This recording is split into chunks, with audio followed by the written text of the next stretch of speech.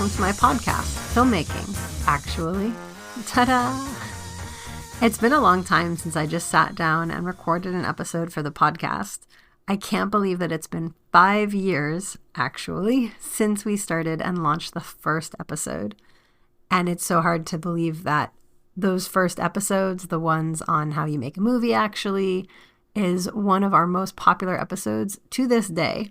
We started this podcast on Anchor, which was then bought by Spotify. And, it was a little hard doing the transition, and we've been trying to figure out what direction we want to go on. We know that the podcast is distributed on other platforms, so you might be listening to this on Apple Podcast or Amazon or Podbean or whatever. And we're thankful for everybody, but it's been a little bit of an adventure kind of navigating how we're going forward. I started the podcast to be a free resource for filmmakers, but it's nice when you get a couple bucks at the end of the month, even if it's just $4 or $5. It's a weird boost for morale. Anyway, a few weeks ago, I ran into a really cool guy named Chad at a film premiere after party, and he reminded me why I started this podcast in the first place. I know what it's like to be trying to figure out how to navigate the world of independent film, or even just the world of filmmaking. And when you're trying to find resources, it can be very overwhelming and very confusing.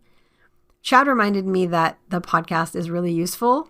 He saw me, we started talking, he started talking about the podcast. He was telling me how helpful it has been for him and how many people he's referred to it. And when I learned how to become a filmmaker, it was really hands-on. I never finished high school. I certainly never went to film school. I had a bunch of really awesome, nurturing mentors and friends who apprenticed me on things, gave me opportunities to learn. I was able to take a rigging class intensive to get certified as a set rigger, but that's my only certification in film. Everything else is just the old school 1600s, go be an apprentice and learn a trade.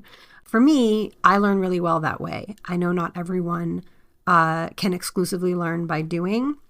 But after I had my whole medical adventure and I was trying to find my feet again, literally, I was trying to learn more on my own as I was building back my strength. And it was really hard to find a resource that was just like, this is how you make a movie.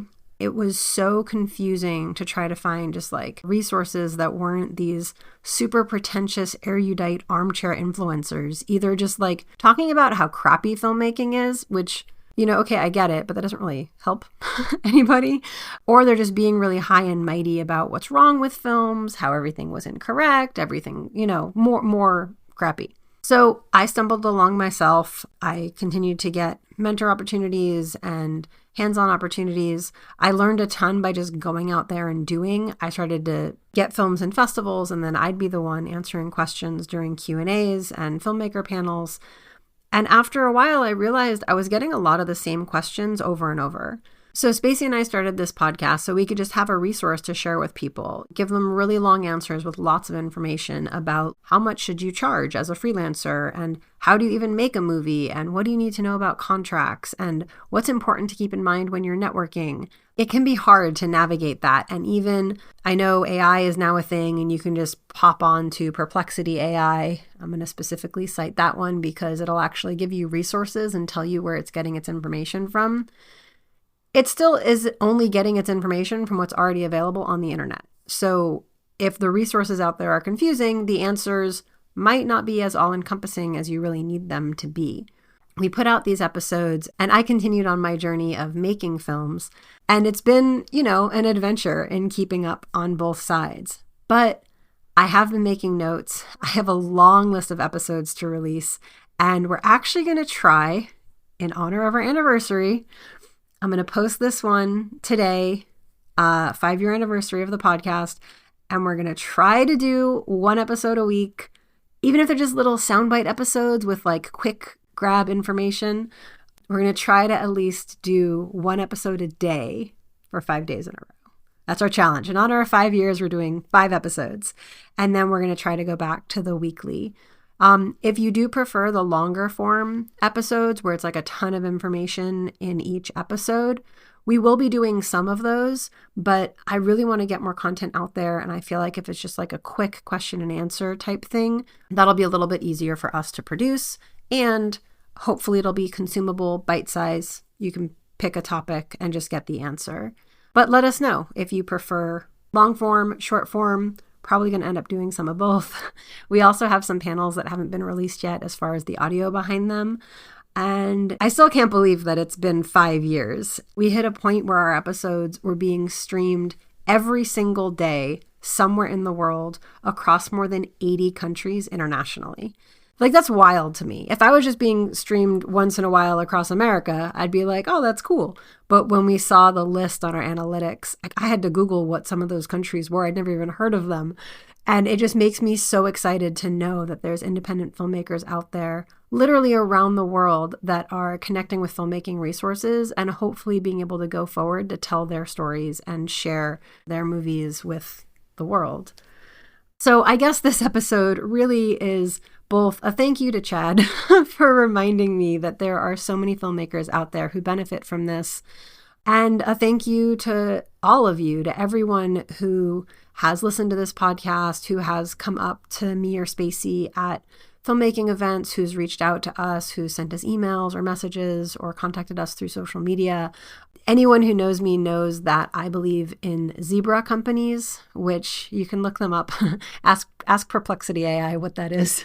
But no, it's basically, unicorns are these big mythical creatures that Silicon Valley has kind of turned into a business term, which I don't love because unicorns are cool. But zebras are herd animals. If one of them finds water, they go and make sure everybody has access to that water. They understand that just because one of them found food doesn't mean that they have to starve out everyone else. There's plenty of food everyone can eat. So I kind of take that mentality as a filmmaker, as a business owner, as a creative, as a storyteller. I think that everyone should have access to the resources. And I think that the different ways that people will then tell their stories, make their films, pick the topics that they want to talk about. There's so many stories out there. There's no shortage. Yeah, this podcast is just a small way of trying to support that. And if you have a story to tell, absolutely go out there and tell it. I will tell you some of the episodes that we have lined up. You can email us at filmmakingactually@gmail.com if you would like to maybe see if you can get us to prioritize one topic over another. The ones that I have coming for this week are, what type of producer do you need actually? So many people hear that I'm a producer and they're like, oh, do you want to buy my script? Do you want to fund my film? And I'm like, I'm not an executive producer. I am a production producer. They're different. Going over what internships are and why they matter and why sometimes unpaid internships are actually valuable when they're done according to the Department of Labor laws and they're truly an internship and a learning opportunity. I might go over some thoughts on AI, shorts versus features when you're writing, what you should focus on actually. The best way to start if you've never made a film and you have no money, are film festivals worth it?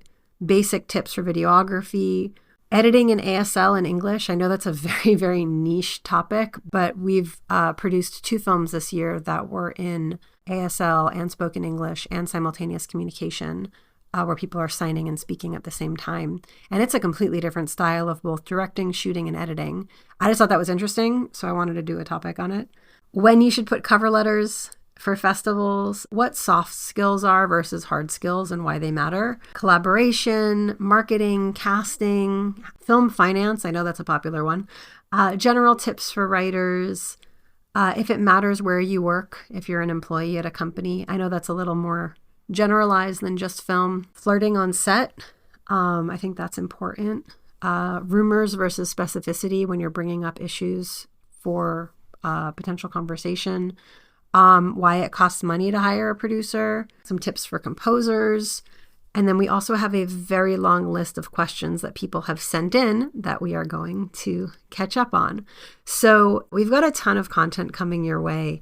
I'm really excited to be picking this back up again. We've tried to make the content as evergreen as possible, meaning that you can still go back and listen. It's still relevant.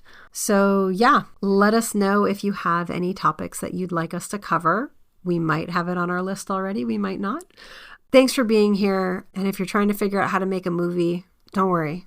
You got this. There are so many communities out there. There's so many resources for you. And one of them, I hope, is this podcast. So yeah, thanks for listening, and I will hear you, talk to you, see you. You will hear me. I don't know. How do you end a podcast? It's been a while. I'll be back soon. Thanks again. You've been listening to Filmmaking Actually with Koura Linda, Space Dream Productions podcast. Subscribe to us on any or all the podcast platforms. If you like what you hear, leave us 5-star ratings and positive reviews on iTunes. It helps more listeners like you discover the show. But the best thing you can do if you really like the show is tell a friend. Want to leave a comment or ask a question? Email at filmmakingactually@gmail.com. This is Spacey speaking, and remember,